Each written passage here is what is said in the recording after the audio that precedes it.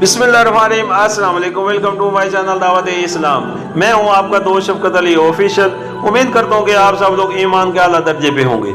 सूरत अल-अराफ के आयत नंबर 84 का तर्जुमा।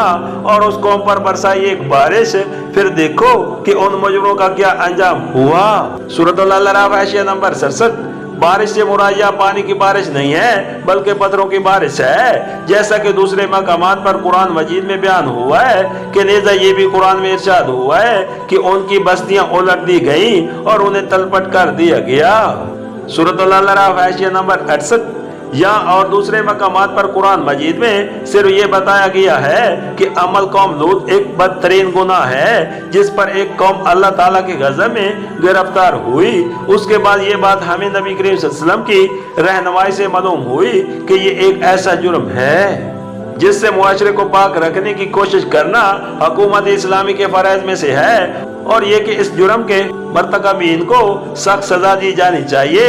हदीस में मुख्तलिफ रिवायात में हजूर सल्लल्लाहु अलैहि वसल्लम से मरवी है, उनमें से किसी में हमको ये अल्फाज मिलते हैं, किसी में इस हुक्म पर इतना इजाफा और है कि शादीशुदा हो या गैर शादीशुदा, और किसी में है ऊपर और नीचे वाला दोनों संसार किए जाएं। लेकिन क्योंकि नबी करीम सल्लल्लाहु अलैहि वसल्लम के जमाने में ऐसा कोई मुकदमा पेश नहीं हुआ, इसलिए कतई तौर पर यह बात मुतय्यन न हो सकी कि उसकी सजा किस तरह दी जाए। सहाबा कराम में से हजरात की राय यह है कि मुजरिम तलवार से कत्ल किया जाए और दफन करने की बजाय उसकी लाश जलाई जाए। इसी राय से हजरत अबू बकर रज़ियल्लाहु अन्हु ने इत्तफाक फरमाया है, और हजरत उमर और हजरत उस्मान की राय यह है कि किसी बोसीदा इमारत के नीचे खड़ा करके वो इमारत उन पर ढा दी जाए। इब्ने अब्बास का फतवा यह है कि बस्ती की सबसे ऊंची इमारत पर से उनको सर के बल फेंक दिया जाए और ऊपर से पत्थर बरसाए जाएं। हुक्म में से इमाम शाफी कहते हैं कि फाइल माफूम वाजुल कत्ल है, ख्वाह शादीशुदा हो या गैर शादीशुदा। शिबी ज़ाहरी मालिक और इमाम रहमतुल्लाह अलैह कहते हैं कि उनकी सजा रजम है। सईद बिन मुसीब, अता, हसन बसरी, इब्राहिम नखी, सुफियान सूरी और उज़ाई रहमतुल्लाह अलैह की राय में इस जुर्म पर वही सजा दी जाएगी जो जना की सजा है, यानी गैर शादीशुदा को 100 कोड़े मारे जाएंगे और जलावतन कर दिया जाएगा, और शादीशुदा को रिजम किया जाएगा।